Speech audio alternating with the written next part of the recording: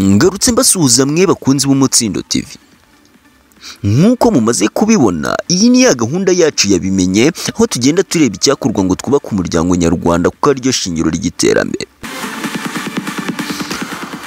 Tudatinze rero, ubu tukaba tugiye kureba ku byiza biri mu gukora imibonano mpuzabitsina kenshi. Ubundi usibye ku kuba imibonano mpuzabitsina ifasha mu kwagura umuryango ndetse n'abayikora bakaba bemeza ko hari ibyishimo bayikuramo bituma bishimira kuyikora, hari izindi nyungu umuntu ukora imibonano mpuzabitsina inshuro nyinshi agira mu buzima bwe bwite, bituma rero burushaho kugenda neza kurusha uko byari bisanzwe.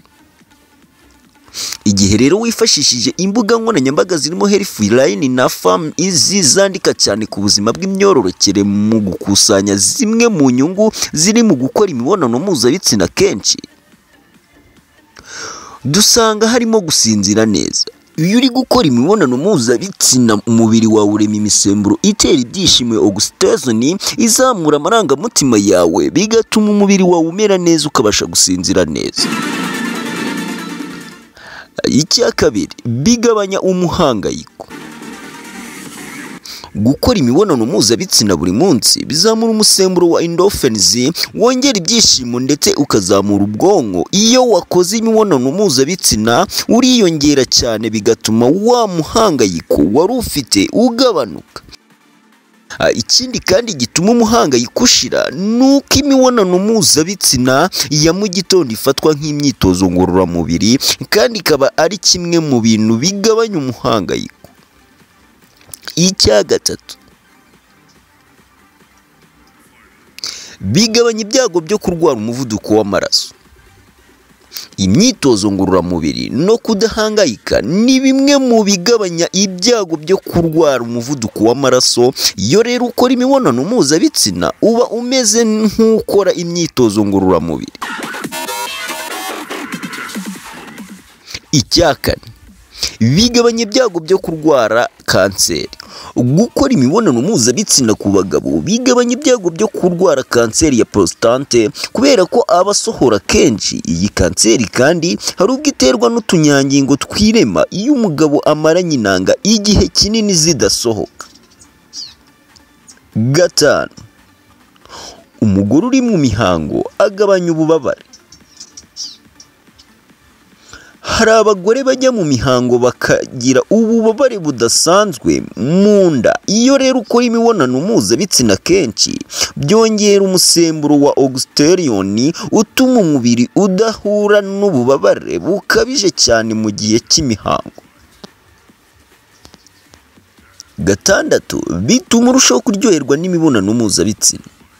Hari abantu badakunda gukora imibonano mpuzabitsina ndetse bakumva badasamajwe nayo, ugasanga umuntu nk'uyu aba afite ibimuhangayikishije ku buryo rero atanyurwa n'icyo gikorwa.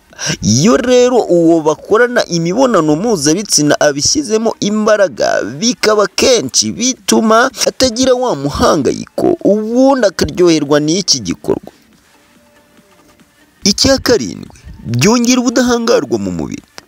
Gukora imibonano mpuzabitsina kenshi bituma umubiri ukora intungamubiri yongera ubudahangarwa mu mubiri, bigatuma ukomera ndetse n'urwaragurika. Icya munani rero, bigabanya agahinda gakabije.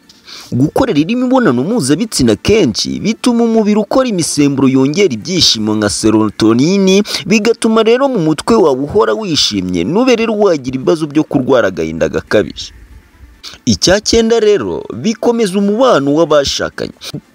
Usibye kuba gukora imibonano mpuzabitsina bigira ingaruka nziza ku buzima bwawe, kandi byubaka cyane umubano w'abashakanye, kuko iyo muhora mubonana bikurinda kwifuza abandi ndetse rero nawe bikamwongerera icyizere ko umukunda. Izi rero ni zimwe mu nyungu ubuzima bwagira mu gihe ukora imibonano mpuzabitsina kenshi, kandi abantu benshi usanga bagorwa no kumenya uko bakora iki gikorwa kenshi. Urubuga Farm izi rutanga amakuru ku buzima rugaragaza ko kugira ngo uzamure uburyo bwo gukora imibonano mpuzabitsina bisaba rero kubikoraho ubushakashatsi buhagije, ugakora imyitozo ngororamubiri, ukanamenya uburyo butandukanye bwo gukora iki gikorwa ndetse ukabiganiraho n'uwo mugiye kugikorana. Uru rubuga kandi rugaragaza amwe mu mafunguro ashobora kugufasha mu gihe witegura gukora imibonano mpuzabitsina neza nk'inkeri, ubunyobwa, avoka, tungurusumu, watermelon ndetse n'andi mafunguro.